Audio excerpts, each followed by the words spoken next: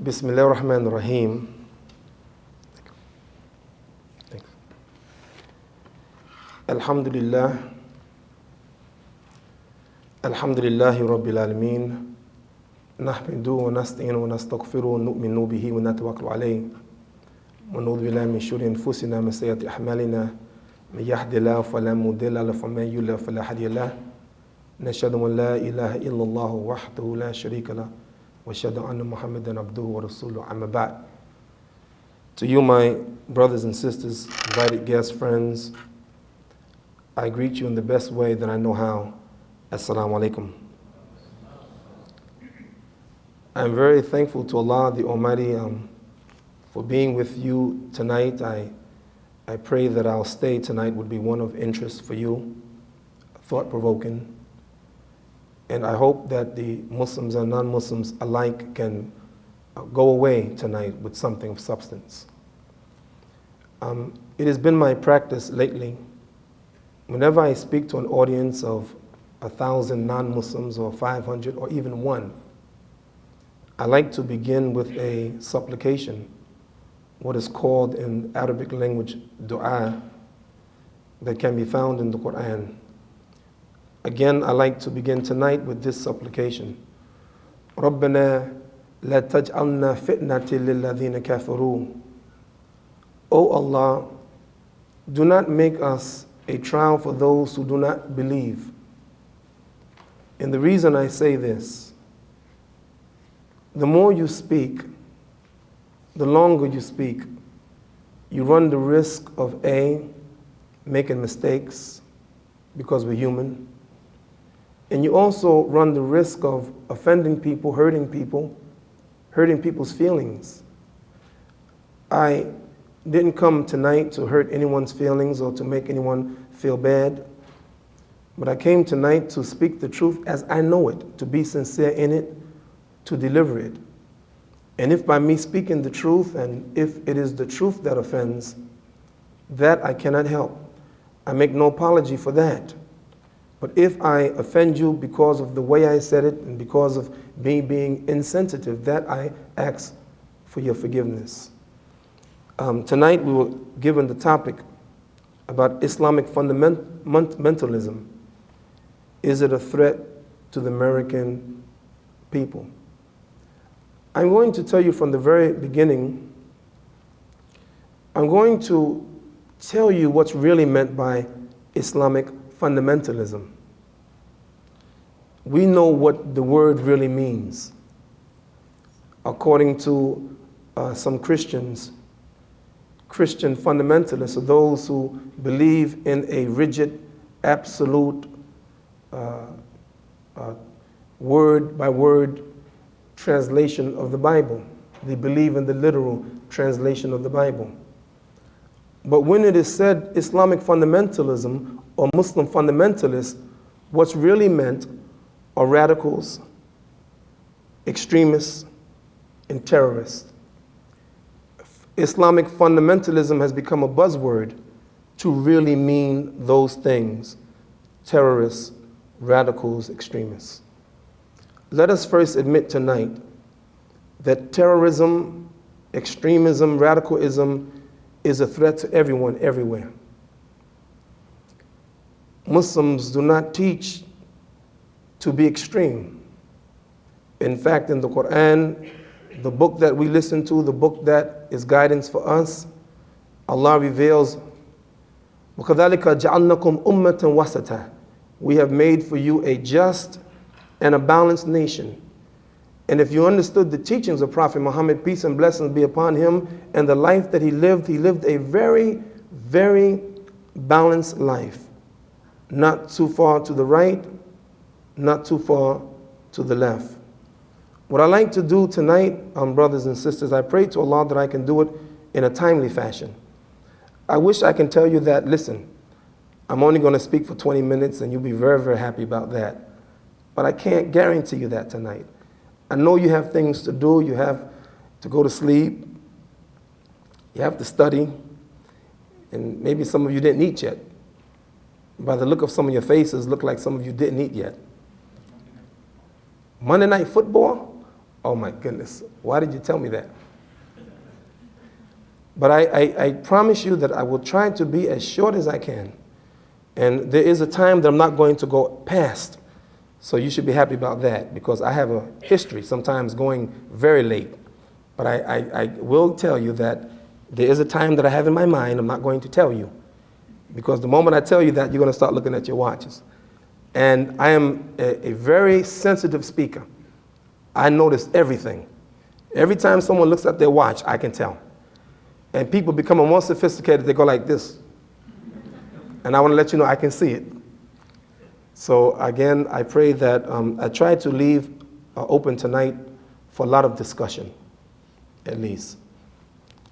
I want to first make a couple of preliminary statements. That Islam is a religion that's growing in America at an alarming rate. Why do I say alarming? Because I must admit tonight, and I want to show you why, that there are some interests in America and around the world who are very concerned with this rapid growth of Islam. There are between 6 and 9 million Muslims in America, growing at a tremendous pace. And this growth of Islam in America is also duplicated around the world.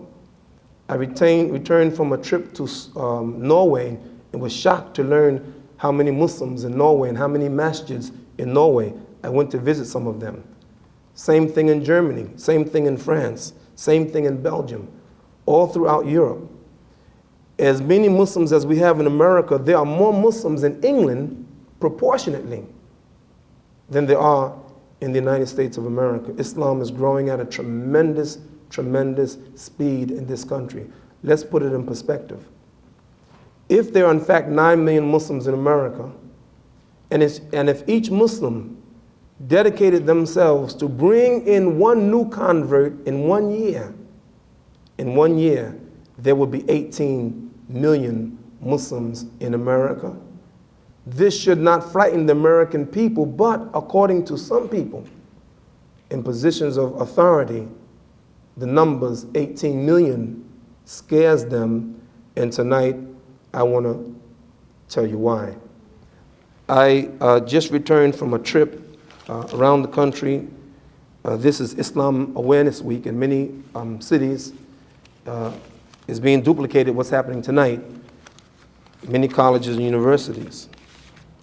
And Monday, when I returned to New York City for a few moments, actually literally for about 2 hours, to catch another flight to go to a place called Champaign, Illinois, I saw an article that appeared in the New York Post, a big spread on Islam, and it's entitled, Islam on the Rise. And I have the copy here if anyone would like to make a photocopy of it. Very interesting article. But one of the things that it said is that there are 1,000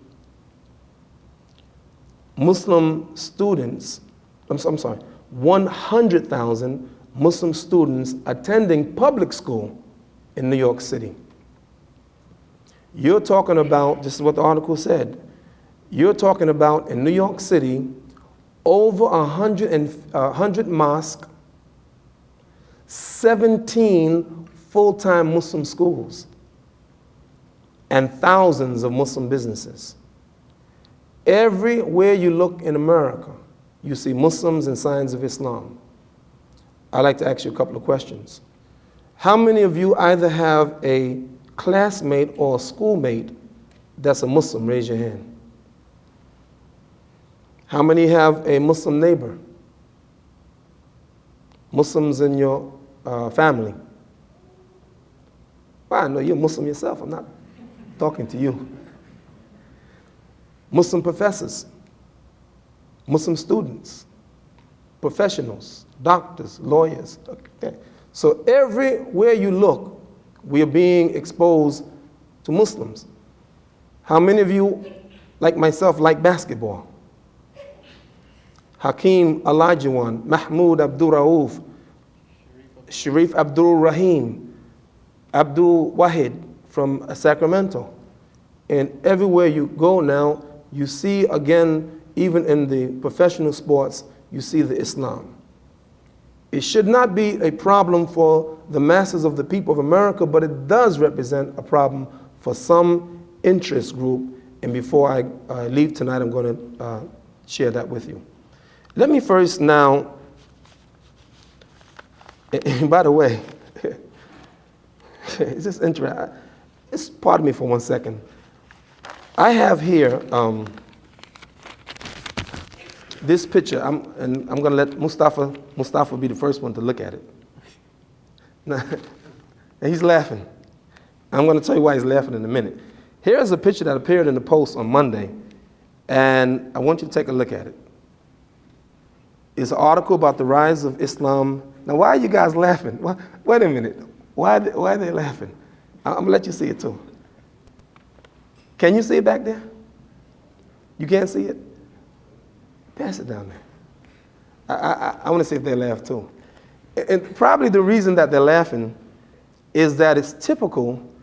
Almost every time they write an article about Muslims and the rise of Islam, they have that picture, don't they? What picture is it? What's happening? What kind of picture is it? Right? Do you agree with me? It's a picture. You ever see Muslims pray? When a Muslim is in the most humbled position, it's called prostration or sajda. And that is they're down literally with the head on the ground. Every article, every spread that I've seen about Islam, for some reason, always have that picture in the Muslims in a very humbled position. Let me first say this. I want to share with you our perspective of what are we doing here in America, and should the American people be afraid of us. First, some preliminary discussion. Islam is growing at a rapid pace in this country for 3 reasons.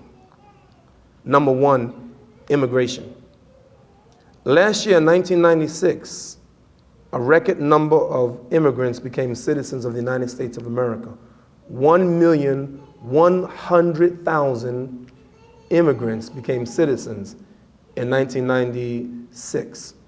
Among those 1.1 million, many of them were Muslims. Not all of them, not the majority, but many of them. How many Muslims in the audience have either migrated to this country or your parents migrated to this country? Raise your hand. Okay.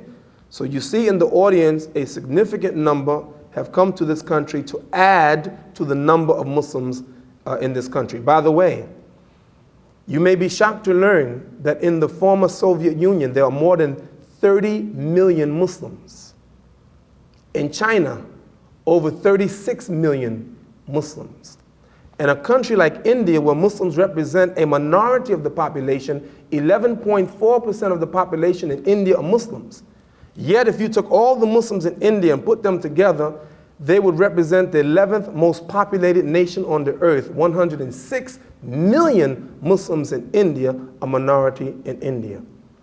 All over, in Africa, in Japan, and all over the world, you see this growing phenomenon of Muslims. So Islam is growing in America for 3 reasons. Number 1, immigration. Number 2, believe it or not, Muslim women have babies. And usually, a person has the same religion and inherit the religion of their parents.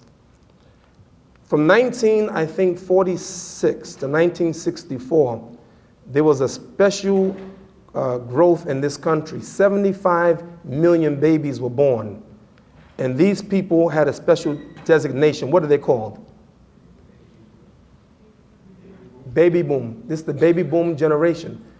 In the next 2 decades, this baby boom generation will inherit $22 trillion. That they will get money from others, not as a result of any work that they did, simply inheriting from their parents. In the same way that people inherit wealth, they also inherit religion. Most Jews, not all of them, are Jews because their parents were Jews. Most Christians because their parents were Christians. And most Muslims, many of them, Muslims because their parents were Muslims. So people inherit their religion, Buddhism and Hinduism and things like that. And so, likewise, Muslims have children and that add to the increase of the Muslims in this country. And I have a confession to make. I have 9 children. And that means I have greatly added to the increase of the Muslims in this country. Oh, you like that? So Islam is growing, immigration, number 2, through birth. And number 3, through a thing called proselytizing. Muslims inviting people to become Muslims, and as a result of that. How many of you are the children of Muslim parents? Raise your hand. Okay. Third question. How many of you, like me, used to be of another religion and converted or reverted to Islam? Raise your hand. So in the audience tonight, you find all 3. Those who immigrated to this country, added to the population of Muslims in this country. Number 2, those born to Muslim parents. And number 3, those converted to the religion of Islam. So let me put that out the way now. Now let me share with you what I as a Muslim believe that the role of the Muslims in this country is. A few weeks ago, a team in Florida, I think called the Florida Marlins, won the World Series. That's like in this general area. I mean, I know that once you won the World Series, everybody claimed the Marlins. But you know what? Usually when people have something significant happen, they celebrate. They make this day a memorable day. And so when the Marlins won the championship, they celebrated how? They took champagne, they drank it, and they put it on each other to celebrate, to commemorate that day, to make that day special. And then soon after that, they had a parade. But people like to celebrate.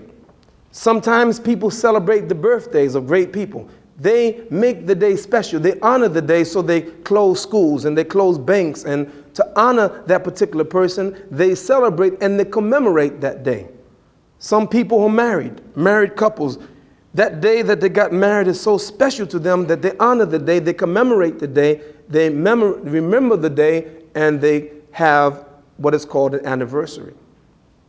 Jews celebrate and they commemorate certain days, Yom Kippur and other days, that they make the day specials.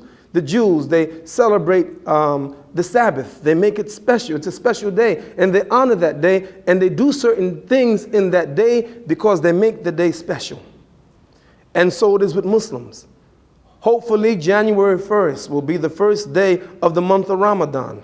Ramadan is the month in which the Qur'an was revealed. And so because that day is special, the whole month is special, all the Muslims, they celebrate by fasting, staying away from food for the entire month, from the dawn to the sunset. They honor that time. They make it special. Muslims, the day of Jummah, the day of gathering, is called Yom al-Jummah on Friday. They make it a special day. They go to the masjid in great numbers and they pray and they worship Allah. So everybody have a way of commemorating special days. I'm here to tell you today that not only believers and disbelievers, Christians and Jews and others celebrate, honor a day, but I'm telling you here today that the Lord of the worlds himself, Allah, commemorates or honors a particular time and make it special. I'm going to tell you why, and then I'm going to try to join that together, and I'm going to try to perform a miracle tonight by giving a short talk. Now, for me, it's a miracle. Don't laugh. You'll see what I'm talking about. We may be here midnight sometimes, and if all of you go, at least me and Mustafa, we be here. He said, I don't know about that. We're taught in our hadith, in Bukhari hadith, one of the most authentic collection of hadith, that one day Prophet Muhammad and the angel Jibril were sitting together. Let's stop for a moment. Muslims, would you say that this is a special group? Not any prophet, but Allah's last messenger, Muhammad, peace and blessings be upon him. Not any angel, but the same angel that brought revelation to Moses and Abraham and Jesus and every other prophet. So Prophet Muhammad and the angel Jibril sitting together. The angel Jibril heard a noise. فَرَفَعَ رَأْسَهُ, and he lifted his head. And he said, هَذَا بَابٌ مِنَ السَّمَاءِ there is a gate in paradise, a door in paradise, futihal al-yawm, it has been opened today and has never been opened before. Let's stop for a moment. Here's a door in paradise, a door in heaven that's never been opened before. Would you say that this is a special day? Something significant is about to happen. Nazala minhu, an angel came down from it and came down to the earth. And this angel has never come down on the earth before. Is this a special day? Fasallama, and then he gave the Prophet Muhammad greetings. He said to him, Assalamu alaikum. And then he said, I quote, Abshir bin Noraini. Abshir bin Noraini. Be happy with two lights. Utitahuma walam yuttahuma nabiyyun qablaka. And two lights have been given to you and has never been given to any prophet before. Now I'm going to tie this in together with Islamic fundamentalism. And I promise you, if you be patient with me and you don't look at your watches, we'll be out here in a short time. To my American audience, my non-Muslim audience, I'm here to say this.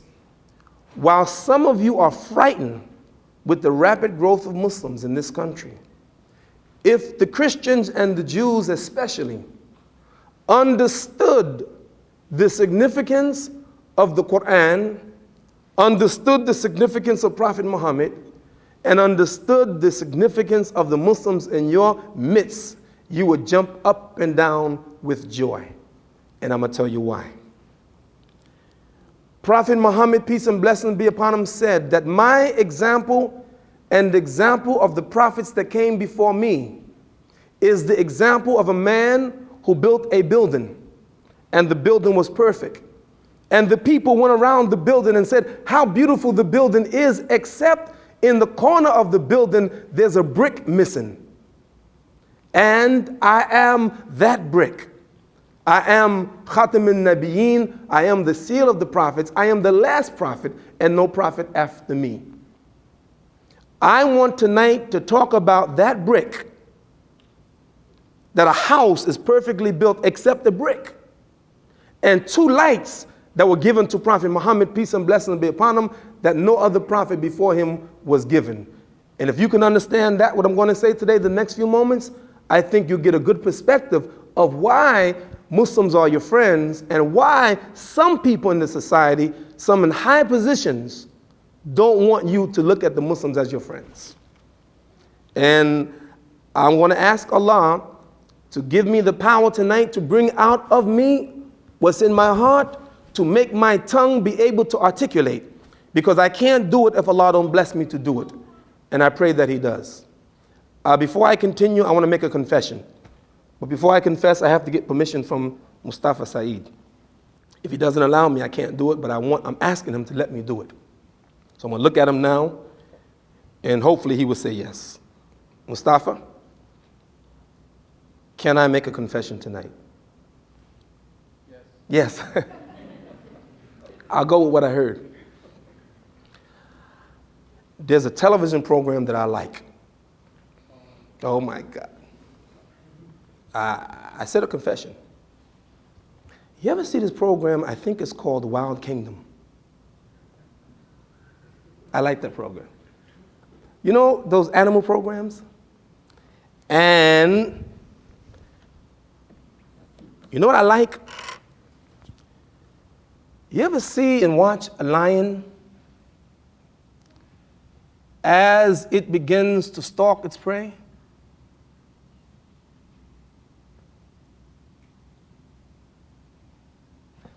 And then it snatches it? You ever notice that?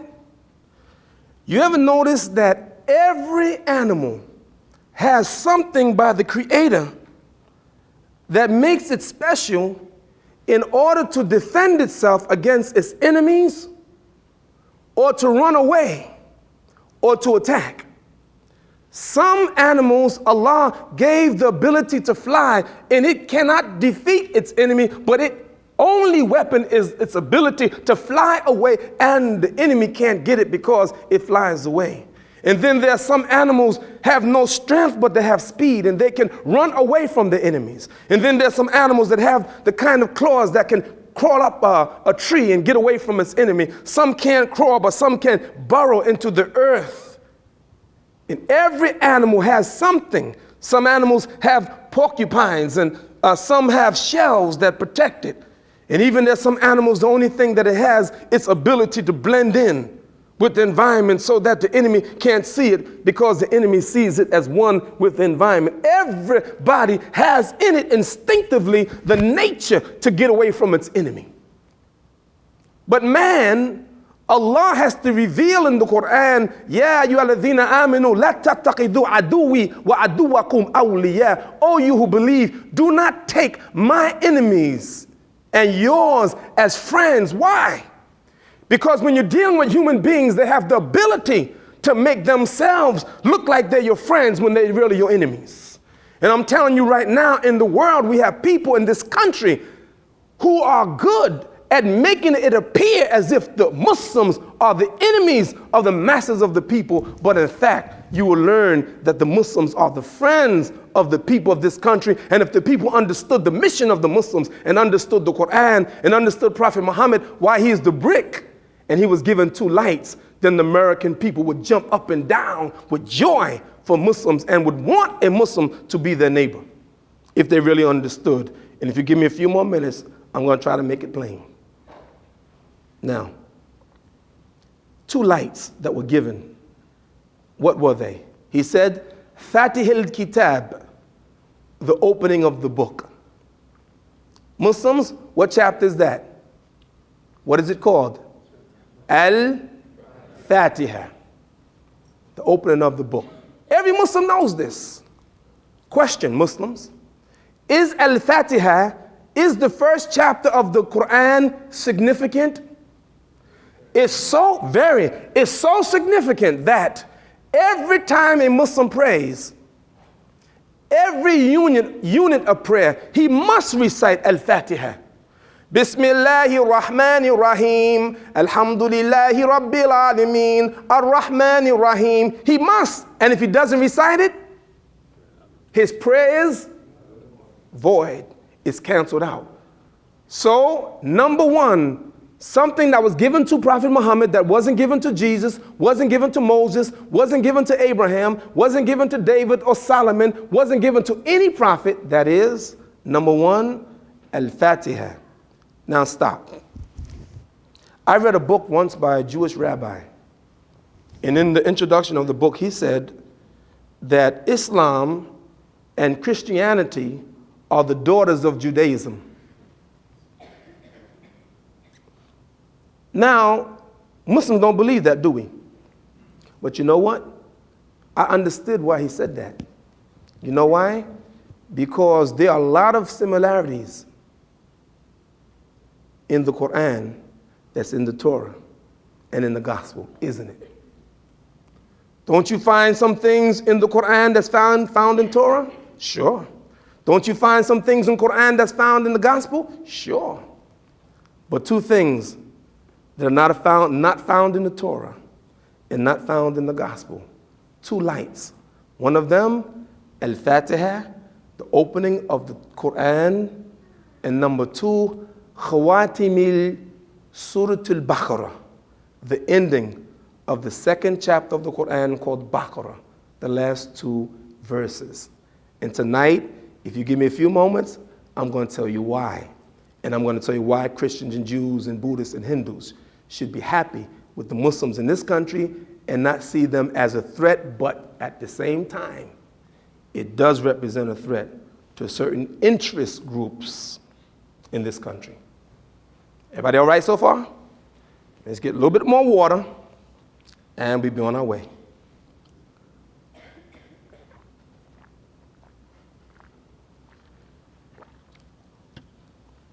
Now, sisters, all the women in the audience, I want you to pardon me for a second. I want to talk to the brothers. I want to talk to the men. And brothers, men, don't worry, they can't hear us. You know, brothers, men, Sometimes a man don't know how to talk to a woman. You see, there's some differences between men and women. Allah revealed in Qur'an, "Laysa dhakarul kal untha," and the man is not like the woman. So sometimes a man has to be careful when he's talking to a woman. She's tender. And so therefore sometimes a woman says, "Don't talk to me like that, I'm a woman." So we have to learn how to talk to a woman. Fair? Now, brother, excuse me for a second. Women, sisters, sometimes a woman don't know how to talk to a man. And she has to learn. So the man have to say, "Listen, honey, I'm a man. Don't talk to me like that. I'm a man." So, I'm telling you, if men don't know how to talk to women, and women don't know how to talk to men, I'm saying human beings don't know how to talk to Allah, God, the Lord of the worlds. He has to teach us how to talk to him. And when you look at the end of the 2nd chapter of the Qur'an, you will see Allah is teaching us how to talk to him. That last 2 verses begins like this. آمن الرسول بما أنزل إليه من ربه والمؤمنون كل آمنا بالله وملائكته وكتبه ورسله. The messenger believes in what was sent down to him, and so do the believers. This one, I'm going to take something from that and tie it in with the Christians and the Jews especially, and then we go home. Look at this. Question to all the audience. Our father Adam, which is the father of black, brown, red, yellow, and white people, because we're taught in the Quran, we're taught in Islam that all of us are children of Adam. All of the races come from Adam and his wife. Question: where was Adam and his wife born? Where did they begin their life? In heaven. In Jannah. We agree? Okay, we agree? Adam, and by the way, in the Quran, it is very clear in the Arabic language, Allah gives fault not to the woman and not to the man, but both of them. He speaks in the dual. He gave them instruction. وَلَا تَقْرَبَا هَذِهِ الشَّجَرَّةَ فَتَكُونَا مِنَ الظَّالِمِينَ. You two don't go near the tree. And you two don't eat from the tree. And if you two eat from the tree, you will be expelled and be among the wrongdoers. You two. And Adam and his wife, according to the Christians, the Muslims, and the Jews, they disobeyed Allah. Allah gave him 2 instructions. One instruction, don't go near the tree. And the other instruction is to be aware of their enemy, who was Shaitan, the devil. But remember what the devil did. He came to them and said, "I swear to you, I am a sincere advisor to you." Because when the enemy comes, he pretends to be your friend. I hope everybody's with me so far. And so when Adam and his wife ate from the tree, what happened? Get down from here. And then they had to go down to the earth. And now we, human beings, are the descendants of Adam and Hawa, Eve. Now we live on the earth. Question, Muslims. Go to the Quran, and I want you to ask yourself the question, what excuse was given for Adam when he disobeyed Allah? Allah told him not go near the tree. What excuse was given for him? He what? Say it loud. He forgot. He forgot. Fanasiya. It's in the Quran. Fanasiya. He forgot. Now let's go to the last 3 verses, the last 2 verses of the Quran, Baqarah. أعوذ بالله من الشيطان الرجيم ربنا لا تؤاخذنا إن نسينا أو أخطأنا. Oh Allah, do not punish us if we forget. Do not punish us if we forget. Adam forgot. Punished severely, kicked out of Jannah to go to the earth. Why? He forgot. Now listen to this. Brothers and sisters, this is great. Guess what? I'm almost there. So you think it's going to be long. I see the look on your face and man, this guy's going to be long. Trust me. Hold on for a few moments. I'll be right there. Listen to what the Prophet said, sallallahu alaihi wasallam. He says, إن الله تجازل لي عن أمتي الخطأ والنسيان وما استكره عليه. Allah has forgiven for me, my ummah, my nation, for what they have done out of mistake, what they have forgotten, and what they have done beyond their will, compelled against their will. That I have forgiven my community for those three things: mistake, what they forgot, and what they've been compelled against their will. Remember we're talking about the building is complete. Muhammad, peace and blessings be upon him, didn't come to compete with Jesus, Abraham, Moses, or all the prophets. He came to complete what they built, and it was perfect except one brick. What is the brick?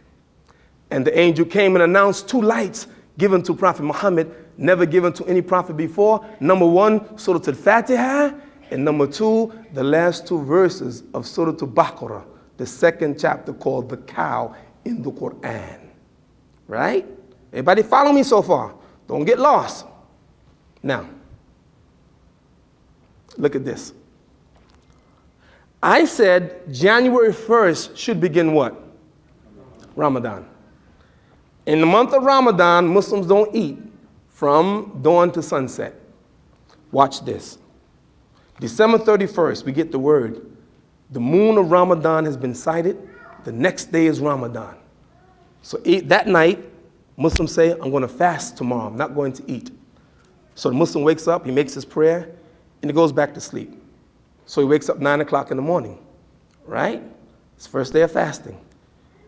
He makes some pancakes, eggs, grits, sausages, beef bacon, orange juice, and milk. And he starts eating all of it, drink it up, all of it. And when it's finished, he says, oh man, I forgot today is Ramadan. I forgot. What happens? He's forgiven. No problem. He doesn't even have to make that day up. It is as if he continues to fast, and it is as if he fasted the whole day. Why? Because he forgot, he made a mistake, and even so, Allah has forgiven him. Second day, same thing. Wake up 9 o'clock, pancakes, sausages, how many grits? Oh, after he finished, I forgot. What happens? Forgiven. No problem. Third day, how many grits? Now wait a minute. Don't try that. Theoretically, it's possible for a person, theoretically, to go the whole month with an intention to fast but really forget. I mean, sometimes people, they forget. I mean, maybe. You don't know. He maybe really forgot. I don't think so, but it's possible. My brothers and sisters, the point I'm saying is that you don't know the gift that Allah has given to us in Prophet Muhammad. I continue. رَبَّنَا لَا تَحْمِلْ عَلَيْنَا إِسْرًا كَمَا حَمَلْتَهُ عَلَى الَّذِينَ مِنْ قَبْلِنَا. Oh Allah, do not put on us a burden as you did put a burden on those that came before us. Question, who's speaking? Rabbana, we are. We speaking to Allah. But where do we get these words from? Allah. Allah is telling us how and what to ask for him because we don't know. He's saying, oh Allah, don't punish us if we make a mistake or forget. Oh Allah, don't put on us a burden beyond our ability. Now, brothers and sisters, I want to tell you something. I'm a firm believer in Allah, the Lord of the worlds, God, the supreme being, the Lord, the creator, your God, the God that you worship, the God that we worship. I'm a firm believer in him. About 7 weeks ago, it was Sunday morning. I was on my way to Toronto, actually a place called Hamilton, but I had to fly to Toronto and drive there. Hamilton, Canada. And right before I left, I told my wife a few days before my watch broke. And I hate to be without a watch because I'm always looking at my watch. I always want to know what time it is because you have to be aware of the time. And before I left, I said, honey, you know what? I got to get me a watch. My watch broke. I have to get me a watch. So I went to this place in Hamilton. I spoke to the Muslims. And when the program was over, the organizer came in front of everybody and said, Imam Siraj, we thank you for coming today, and we want to give you a little token of our appreciation. And guess what they gave me? A watch. And I said, oh man, a watch. Oh man. They said, Imam Siraj, it's only a watch. I said, but you don't understand. I was just saying this morning that I needed a watch, and here Allah gives me a watch through you. And when I went to that city, it just so happened that I was thinking about this verse that I just quoted to you. Oh Allah, do not put on us a burden as you did put a burden on those who came before you. That day in Hamilton, Canada, there were 2 speakers, myself and another speaker. The speaker that went before me spoke about this idea, this verse, and I've been asking Allah for understanding. And that same day, the brother came and said some things that brought me to the beautiful understanding of this last 2 verses of the chapter Baqarah. I'm going to explain it now, and then I'm going to go. Oh Allah, do not put on us a burden as you did put a burden on those who came before. A couple of weeks ago, I was invited to give a talk in Cleveland, Ohio. And I'd just given the Jummah khutbah in my masjid, the Friday service, the sermon. And I had to rush and take a flight. I had to run to the airport, LaGuardia Airport, to catch a flight to go to Cleveland. It just so happened that day at LaGuardia Airport, there was a lot of traffic on the runway. Our plane left the terminal. On the runway, about 25 planes. And we were sitting on the runway for a long time. I think they had bad weather. As we were sitting on the runway, all of a sudden, our plane shifted dramatically to the left. And people started screaming. And we found out that actually another plane had hit us. And there was real concern. We had been sitting on the runway for about 2 hours. And the pilot came on and said, listen, ladies and gentlemen, we have to get off and evacuate the plane. And we're going to send buses to get you to evacuate the plane. In a few moments, I want you to listen. The buses came. Again, the captain got on the plane and said, we're going to evacuate, but we want the first people to get off the plane are the Jews. And immediately, I understood why. And I agreed with him. You know why? Because we had been on the runway so long that it was fast approaching sunset. Friday night begins the Sabbath of the Jews. As Muslims begin their day at night, so does the Jews begin their day at night. And according to the Sabbath, Jews can do no work on that day. Even they will not drive cars. Even in Israel, I read this from a Jewish rabbi. He said that there are some Jewish rabbis in Israel, if on a Sabbath they see a Jew riding a car, they will throw stones at him. Now, I say that to say this. Question to the Muslims. Who gave the Jews the commandment to obey the Sabbath? Allah. God. This is a commandment in the Torah to keep the Sabbath holy, to honor or to keep the Sabbath, and to make it holy, or to respect the Sabbath. Or I'm not quoting it, but this is the observe the Sabbath. Now, if you read the Qur'an, even Allah tested some of the Jews that lived by a sea, and on the Sabbath the fish came out. And on the non-Sabbath, the fish didn't come out as a test. So the Sabbath, the law to keep the Sabbath came from Allah. How long did Jews have to keep the Sabbath? 24 hours.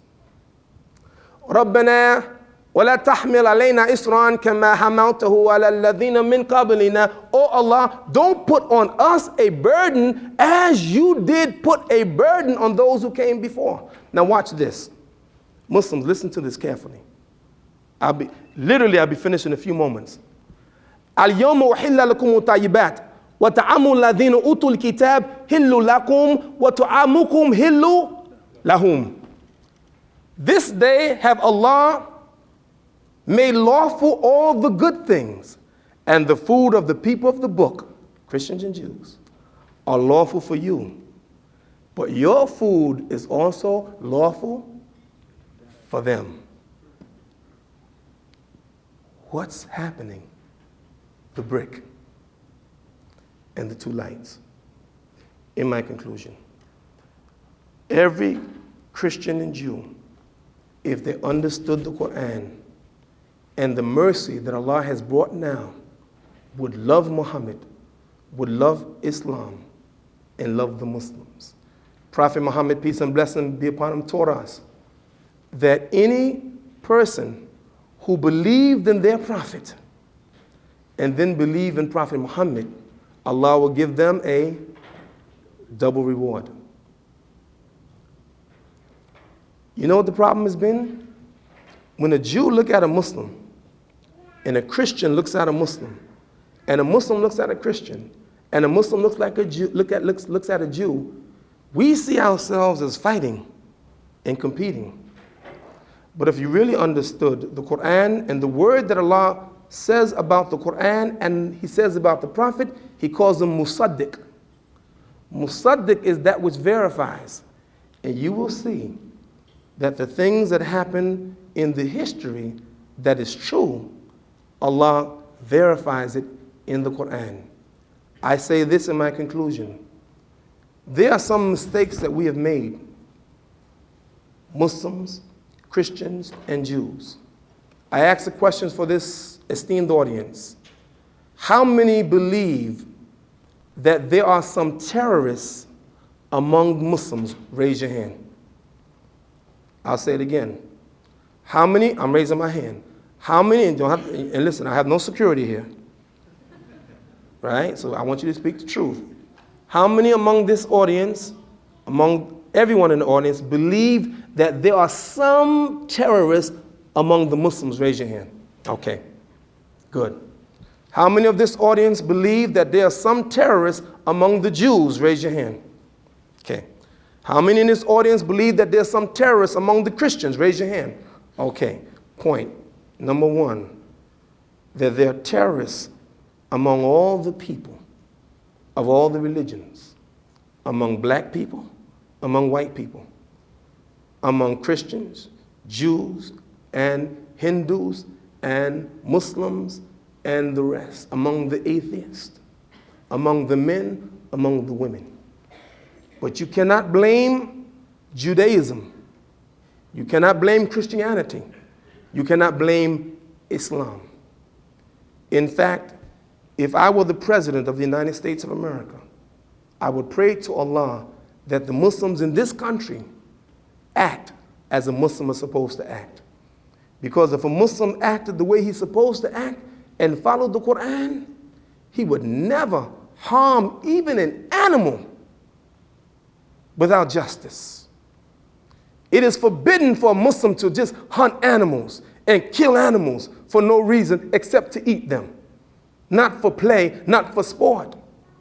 If you study the Muslim, then the Muslim is not supposed to shed the blood of anyone, even when he's commanded to fight back those who fight against them. Allah says in the Quran, وَقَاتِلُوا فِي سَبِيلِ اللَّهِ الَّذِينَ يُقَاتِلُونَكُمْ وَلَا تَعْتَدُوا إِنَّ اللَّهَ لَا يُحِبُّ الْمُعْتَدِينَ. And fight in the way of Allah those who fight against you. But even so, do not go beyond the boundaries, for Allah loves not those who go beyond the boundaries. Do you know that if a Muslim had to fight in war, even a Muslim fighting in war, he has certain restrictions? He can't kill the women. He can't kill children. He don't kill old people. We don't even chop down the trees. Even in war, a Muslim is supposed to be disciplined and obey Allah and don't go beyond the boundaries. And when the people put down their weapons and end the aggression, then we also end the fighting. Terrorism, Islamic fundamentalism, well, there are some Muslim terrorists, yes. There are some Muslim radicals, yes. There are some Muslim extremists, as there are the others. But is that what it teaches, Islam? No. Then why is it that there are some people who would like to portray the Muslims in general as radicals and extremists? I'll tell you why, and then we open up for questions and answers. Ladies and gentlemen, I call your attention to a book called Unreliable Sources, co-authored by a man named Solomon and Lee. And in this book, he shows the bias against Muslims by certain segments of the society. One of the most powerful people in the media is the editor. You know what the editor does? If something happens, something significant happens, don't give him out yet, brother. Hold on just 1 second. The editor, brother, don't give him out yet. Don't give him out yet. Hold on a second. You know why I say that? You know why I say don't give him out yet? Let me tell you why. When you fly in a plane, do you know the most dangerous time of the plane ride is? When you're about to land. And that's why every time I'm on a plane and the pilot say, we're going to be landing in 3 minutes, I say, Inshallah. Because when you're about to land, that's the most dangerous time. And I'm about to land now. Inshallah. Brothers and sisters,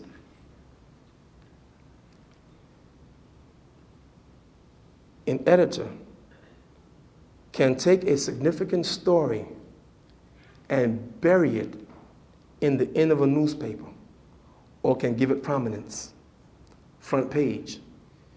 If he thinks that this story is significant, he can publicize it, make it prominent. If he doesn't think it's significant, he doesn't even have to put it in the newspaper. Don't put it on the airways. Don't put it on CBS, NBC, CNN. Therefore, the editor has the ability to take an issue and make it appear as if Muslims are crazy, fanatical, radicals. And through the media, the magic of media, make it appear as if good people are bad people. You don't think it's true? Years ago in this country, if you're old enough to know the racism that existed and still exists today, how black people were vilified in this nation simply because their skin was black. And you know what? Every time I picked up a newspaper, as a black man in America, when I saw a black person commit a crime, I would feel something. I feel like, why am I feeling guilty that a black man committed a crime? I didn't commit it. All black people not committing crime. Then why I feel something? In the same way today, a Muslim pick up a newspaper and we hear that some Muslim committed some crime.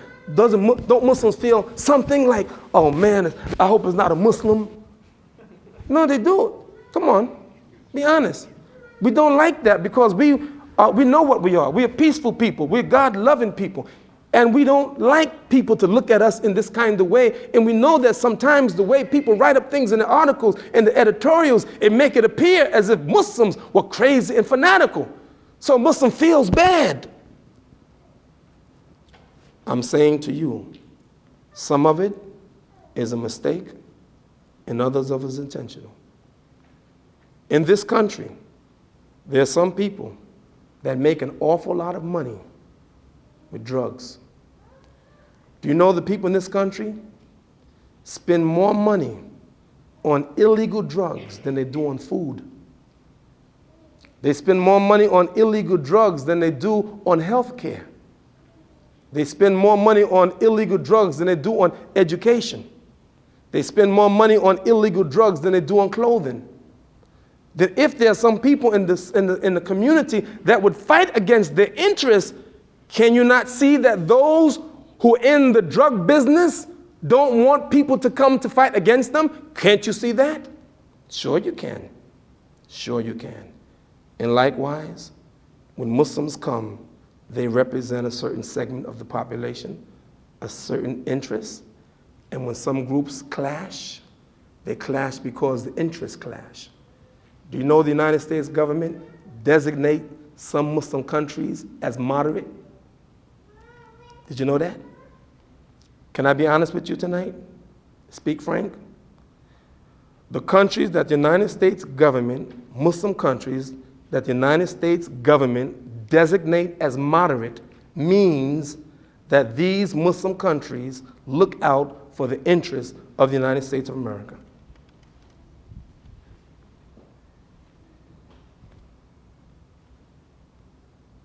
You didn't hear what I just said. I said that the United States government that designates some Muslim countries and personalities as moderates really mean that they look after the interests, not of their own people, but the interests of the United States of America. And this is why Saddam Hussein used to be a friend of America. When Saddam Hussein looked out for the interests of America, but when Saddam Hussein began to look after his own interests, now he becomes the big devil. All you have to do is study your own history. And that's the way it is. Bottom line. And I'm saying this, American people have no need to fear the Muslims. And I'm going to tell you why. How many times did I say my conclusion? How many times did I say that already? 2 times, I'm allowed 3. By the rules, according to the rules, I'm allowed 3. And really, this is my last conclusion. By the way, I'm a nightmare for the cameraman. See, I'm supposed to be over there. And he's having a poor time. Look at him. I like that. I like to make him work. I do. He probably think I'm just moving around, but I'm doing it on purpose. I like to make him work. I come over here on this side. And really, I'm finished. I want to let you know a little bit of something about us and me and my community in Brooklyn. And just to give you a glimpse and tie it in with why I think that this country should not fear Muslims, but be happy. I'm finished now. Our community started in 1981. We were in an apartment. We used to have Jumu'ah prayer service in the apartments of one of our brothers named Salim. We used to move the furniture out of his living room into the bedroom so we can pray. A handful of us. We saw a building in Brooklyn that we wanted to buy as a masjid. This building was abandoned and owned by the city of New York. So we had to go to an auction, what is called an auction. We got together the night before the auction, and we decided that the cost of the building was a minimum upset of $30,000. I'm really finished, trust me. I'm not allowed to say in my conclusion again. If I do, you can come pick me up and sit me down. I promise you. I got to control myself. And we decided the minimum upset price of the building was $30,000, meaning you have to bid at least $30,000 and the people would bid. So we decided that we would go up to $70,000, right? It's 1981. The day of the auction, the first property that they had, I think was something like, the minimum was like $60,000, $70,000, I don't remember.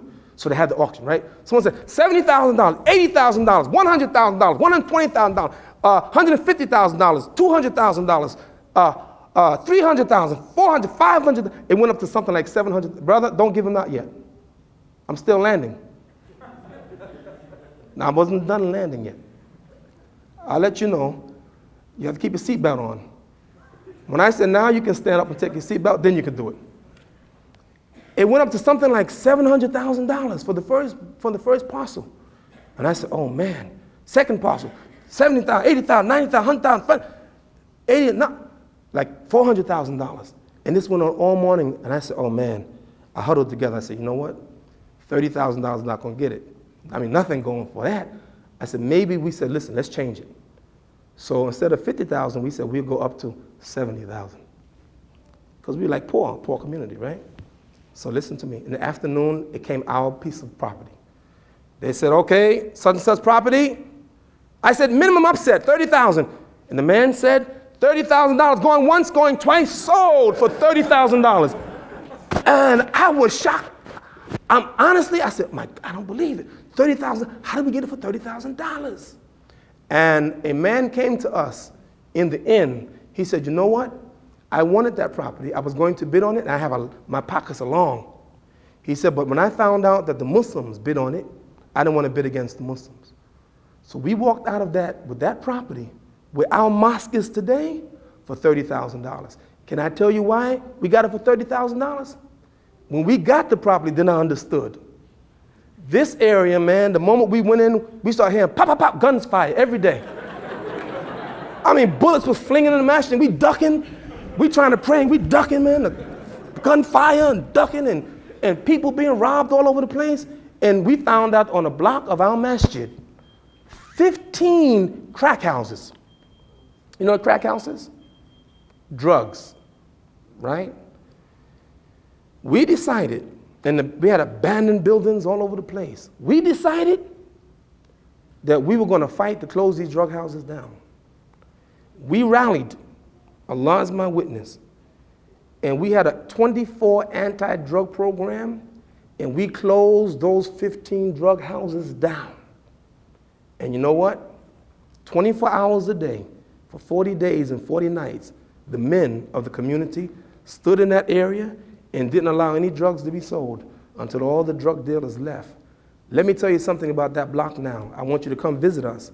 On the block of our masjid are 1, 2, 3 halal meat markets. On the block of our masjid is 1, 2, 3 Muslim restaurants. On the block of our masjid are 1, 2 tailor shops. On the block of our masjid is a clothing store and a bookstore. On the block of our masjid is a big supermarket owned by Muslims. Across the street from our masjid is a Chinese halal restaurant. All in that neighborhood, people begin to move in the neighborhood, and guess what? Someone offered to buy our masjid from us for $500,000 that we got $30,000. Why? Because Muslims made a difference. Because we decided that we're going to make our neighborhood safe and secure for the people in that neighborhood. People, Christians, came in our masjid for the first time in their lives. They say, you know what? I used to think one way about the Muslims. I think a different way now. And I appreciate it. And so what I'm saying to you, the American people, do we have to be concerned with radicals? Yes, of any people.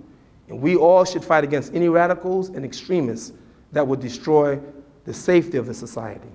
But at the same time, none of you have to be afraid of a good Muslim who believes in his book and have the respect for his neighbors, as the Prophet said, "Man kana yu'minu billahi wa yawm akhir fayukum jarrah." Whoever believes in Allah on the last day, let him treat his neighbor with honor. Whether that neighbor is a Muslim or a non-Muslim, let him treat him with honor. And if you understood that, you would at least not be afraid of the Muslims and realize that Muslims don't represent a threat to you, but it does represent a threat for those who are unjust and are destroying the people and oppressing the people. Yes, Muslims represent a threat to that. Thank you for listening. You've been extremely patient. Thank you very much. Assalamu alaikum. Now you may give them out.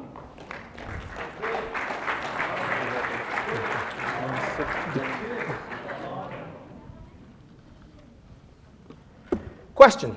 Who will be the first one? Yes, ma'am. Why did the man who said he didn't want to bid against the Muslims, do you know what was? Yeah, I think what happens is that the Muslims in New York, the question was, and why did the man who wanted to bid not want to bid against the Muslims? I think that the Muslims in that city had such a good reputation. He just didn't want to compete against them. That was his own choice, not because of out of any intimidation. It was out of his love and respect for us, that he wanted to say, you guys get it because I think you'll do something good and significant with it. That's what I believe. And that was the attitude that he had. But thanks for the question. Yes, anyone else?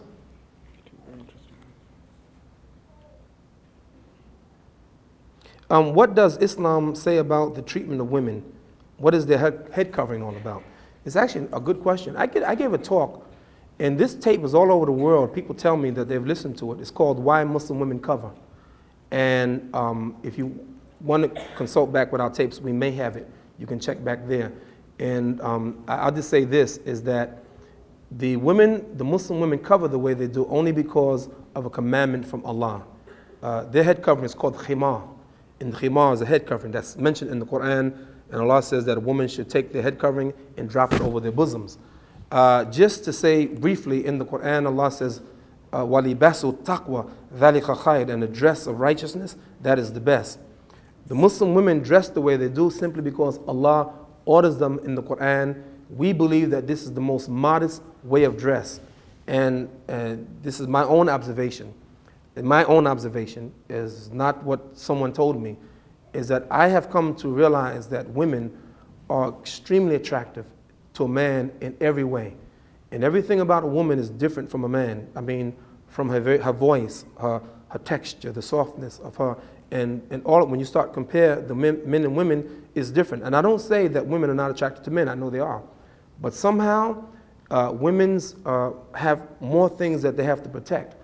Even in Western society, while it is not a criminal act, some things that men do, it's a criminal act if a woman do the same thing. For instance, how many have ever been to a beach and saw a man with no shirt on? That doesn't violate the law, does it? But if you go to the same beach and have a woman with no shirt on, that violates the law, doesn't it? Except in Ontario, by the way. Do you know in Ontario now, it's the law that a woman can be bare breasts in public.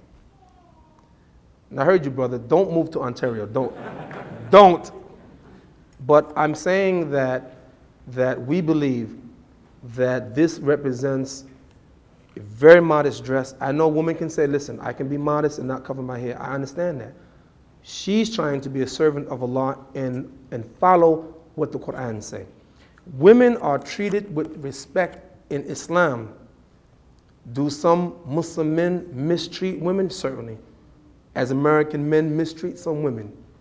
But it's not in the teachings of Islam. In fact, the Muslim woman is supposed to be protected. The men are the protectors and the maintainers of the women. So I can just say it briefly that the women is supposed to be given great respect and great protection in the Muslim community. And I am ashamed to see that 102,000 American women are raped a year. It's a shame how women are battered, and these shelters are filled with women who are battered by their husbands and by their boyfriends, beat up and killed. So hopefully that shouldn't happen in Islam. It doesn't happen in Islam. I hope it doesn't happen among some Muslims. I'm also embarrassed that this society has become so free that they parade their women naked, magazines.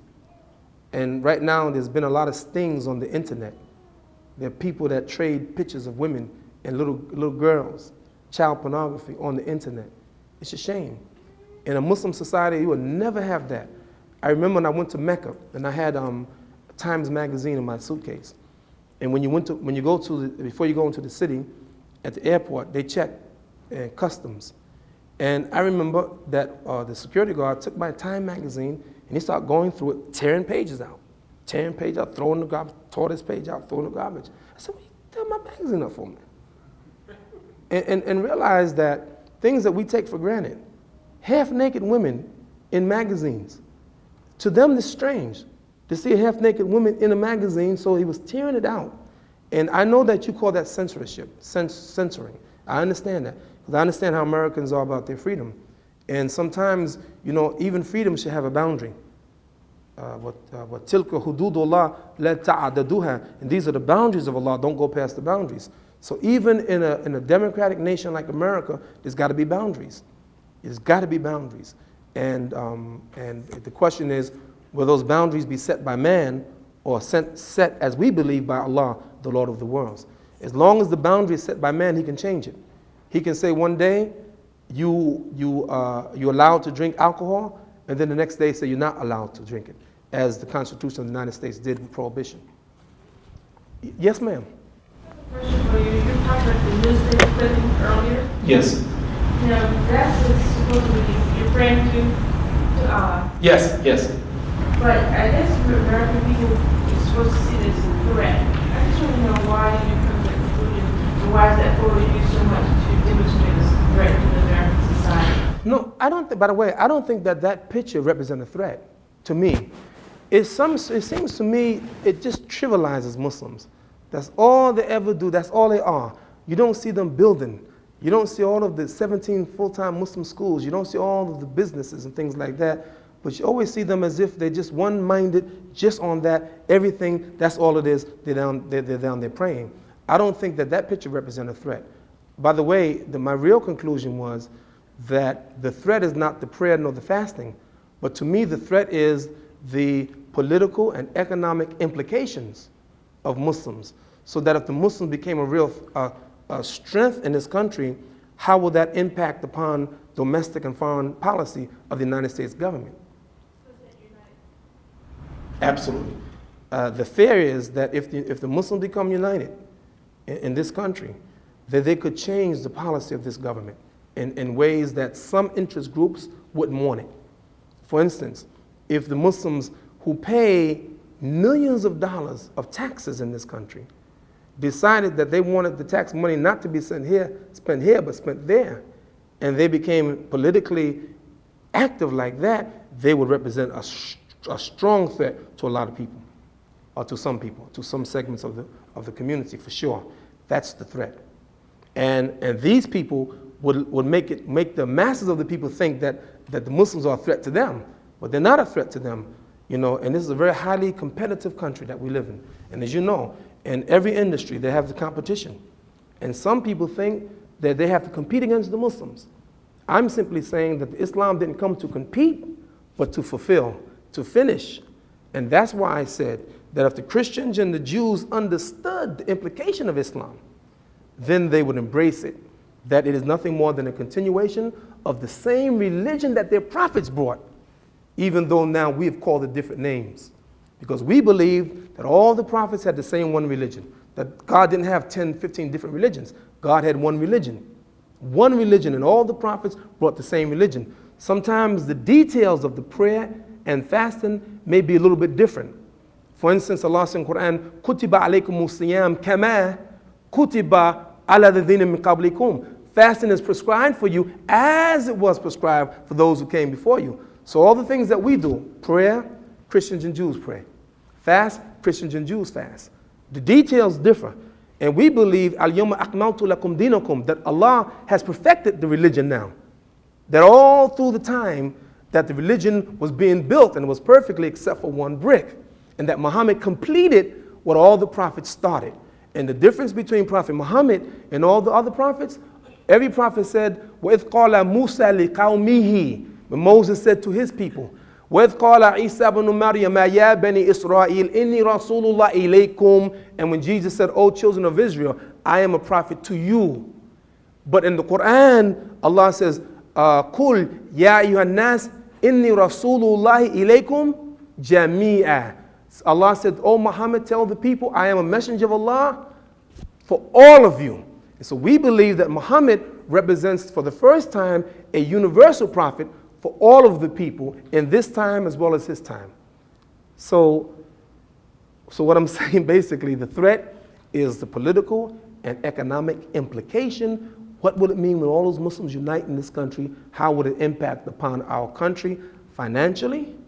See, for instance, I'm on a mission in New York City, and listen, it's our secret, right? It's our secret. Keep it here in Orlando. I'm trying to get every Muslim in New York City, those thousands of Muslim businesses, to encourage them to not put in their store anything that will be detrimental to the people. For instance, I'm encouraging every Muslim newsstand in America not to carry any pornography. Can't make them. It's a free country. I can encourage them. I'm trying to encourage every Muslim business have no alcohol in their store. I can't make them. Will they lose money? Sure they would. But they would show the people that I'm not trying to make money. Because according to our religion, Inna Allah ta'ala ta'ibun la yaqbalu illa ta'iba. God is good and he only accepts that which is good. In our religion, alcohol is prohibited. We can't drink it and we can't sell it. So I don't want them to come here to America and sell it to make money, and they know in their religion they can't sell it. Muslim can't sell pork. Muslim can't eat it, can't sell it. So I'm encouraging every Muslim, first with New York City, don't sell any pork. Sounds good? All right, that's what we're going to do in New York. We're going to start in New York City, then we come into Orlando. Anything else? Yes? Dealing with the vast community Yes. of Muslims around the world, especially in the United States. And my big concern is that you have an infinite number of different cultures coming from the Middle East. Yes. Who would you address the issue of discrimination that they have against, the Muslim community of black Muslims here in America? Because they do have a lot of segregation, a lot of discrimination, a lot of racism. Coming from Muslim brothers here. Coming from abroad? No, abroad, brothers that live here now. Okay. That have come from abroad. Okay. That's living here. Okay. I can say this. One of the things, I must be honest with you, brothers and sisters, that I love about Islam, is that there's no racism in Islam. That is the religion of Islam. That is, when you read the Qur'an, and I got a confession to make. Another confession. You know how some people confess they used to be alcoholics? I'm a recovering alcoholic. Well, I'm not a recovering alcoholic, but I am a recovering racist. I used to be a racist. And I used to be in a group called the Nation of Islam. Some of you here was part of that group, right? We used to teach. Now, you really got to keep this here. I'm serious. See, I even covered the sound is still on. In the Nation of Islam, they used to teach that all white people were devils. And I used to be part of that movement, same movement that Malcolm X was part of. And like Malcolm, he woke up, he made Hajj, he made pilgrimage. I just read one verse from the Qur'an, and it made me love the position of Islam with other races. Ya ayyuhan nas, inna khalaqnakum min dhakarin wa untha, wa ja'alnakum shu'uban wa qaba'ila lita'arafu. Inna akramakum indallahi atqakum. O mankind, we made you out of a male and female, and we, Allah, made you into nations and tribes that you may know one another. Verily, the most honored of you in the sight of God are those who are most righteous. This was enough for me to realize that there are good in every race, black and white. And trust me, it makes no difference to me. I'm a Muslim. If my leader is a black man from Nigeria with skin as dark as charcoal, or a Muslim in Turkey or Bosnia whose skin is white as snow, and he's my leader, it doesn't make me a difference what his nationality is, what his color is, as long as he's a believer and I give my obedience to him. I don't have that color consciousness anymore. God is my witness. I love people. I love different cultures. All the Muslims who know me know that my favorite food is Pakistani food. Until I went to Turkey. You see, so I enjoy the culture of other people all over the world. And I love Africa, and I love Europe, and I love all the places, because that's the way it is. Allah made the beauty in all the races, and it is Him. And I'm telling you the truth. I am a black man, and I am proud to be what I am. You should ask me why. Because Allah says in Qur'an, هُوَ الَّذِي يُصَوِّرُكُمْ فِي الْأَرْحَمِ كَيْفَ يَشَاءُ. It is God who created you in the wombs of your mother as He pleased. And if Allah is pleased to make me a black man with kinky hair and broad nose and thick lips, I'm happy to be that. And by the same token, whatever you are, your red hair, your blonde hair, your white skin, your green, green. Whatever it is, you should be happy because the God created you that way. Allah made you. And if Allah made you be a man, be happy to be a man. If He made you a woman, be happy to be a woman. And this is the beauty of the Islam, and there's no racism in Islam. But because of the weakness of people and the contamination of some people, then racism creeps in the hearts of people, silly-minded people, who look down on black people, or look down on white people, or look down on people of color. So this sickness, we have to help them. And how we do it, I wish you would come to our masjid in Brooklyn. It is a mixture in our community. We have African Americans, we have Arabs, we have Indians, we have Muslims, white European American Muslims, we have Hispanic Muslims in our community, a nice mixture, and we love each other. And we don't even see a difference, honestly. So truthfully, brother, the problem is that incomplete conversion into the Islam, I don't care what country they come from, but when you drink of Islam, then you know that there's no racism. And that's why the Prophet said to obey the Amir, the leader appointed over you, even if it's an Abyssinian slave with a head like a raisin. So this, put it in your heart, the Islam, and you follow the Islam, and you see there's no racism. And I'm telling you, one of the sicknesses of this country is this racism. It still exists today, institutionalized racism. And as long as a Muslim from any place in the world comes here and pick up that disease, and they'll start acting like the people, the same sick people in this society, not all of them, but the sick ones, they start imitating them rather than imitating the Prophet of Allah, peace and blessing be upon him. And if you study the history of Islam, you see that it was well integrated of people of color and things like that, because the real judgment is not on skin color, but our actions. What is the major difference between the Muslims of Islam, of Iran? The major difference between the Muslims of Iran, is that Iran? And other Muslims. In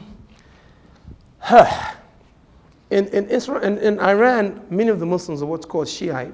And I don't want to go into all the implications of Shiite and Sunni, but there's a percentage of Muslims on the earth, probably, I could be wrong, up to 10% maybe. 10% is what's called Shiite. In many instances, Shiite is a group that has different political differences, and historically, how they believe that Ali should have been the rightful Khalifa, rather than Uthman. And it began as a political difference. Somewhere along the line, over the years, there have been some even difference of religious differences. But I don't want to necessarily go into that tonight. I'm not an expert on the Shiite, but basically they're Muslims, and they're embraced by the Muslims around the world. If you fact every year for Hajj, pilgrimage, you see a strong number of Muslims coming from Iran who go to make the Hajj in Mecca, Mukarramah. In Mecca, only Muslims are allowed to go to Mecca.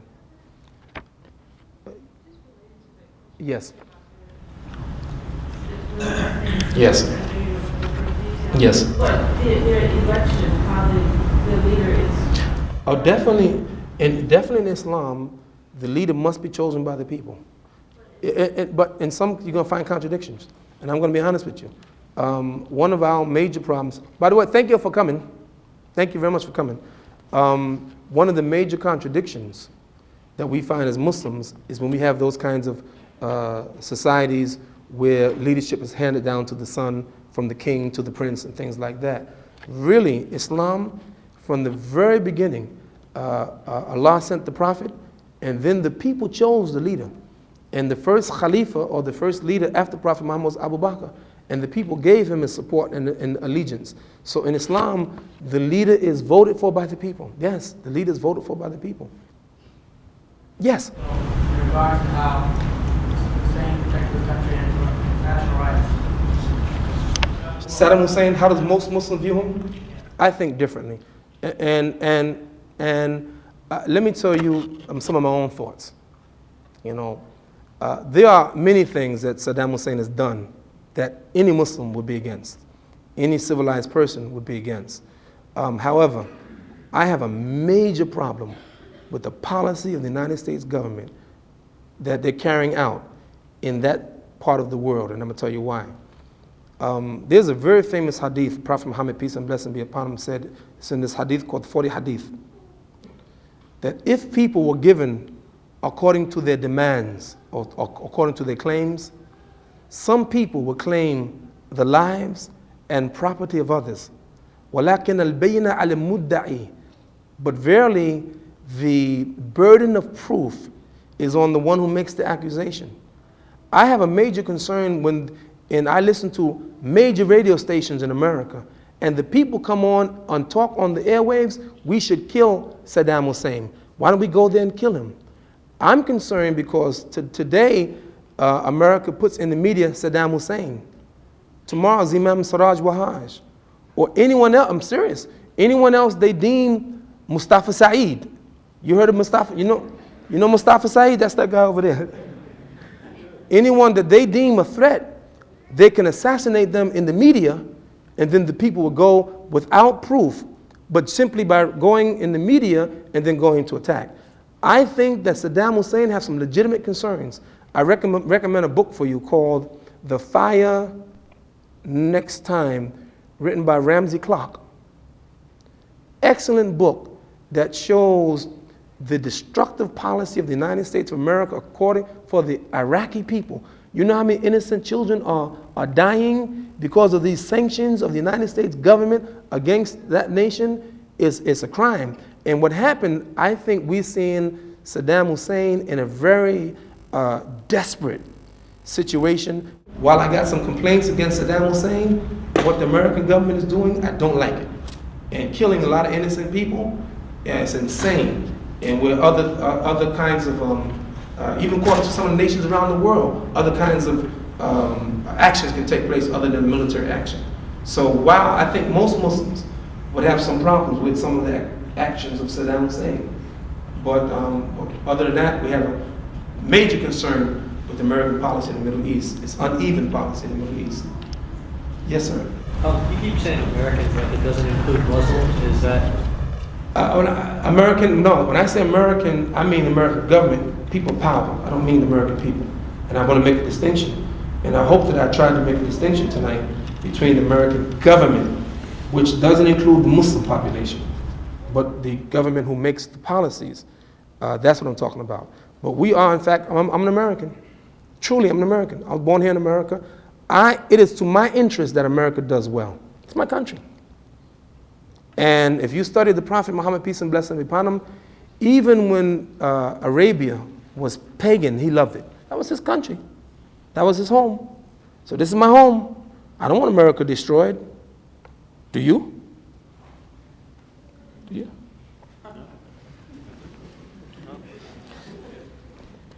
I polled them, they said no. Ladies and gentlemen, I want to thank you for being very, very patient. And I really enjoyed myself, and I pray to Allah that maybe you got a little bit of what we said tonight. May Allah bless you. Assalamu alaikum. You want to make a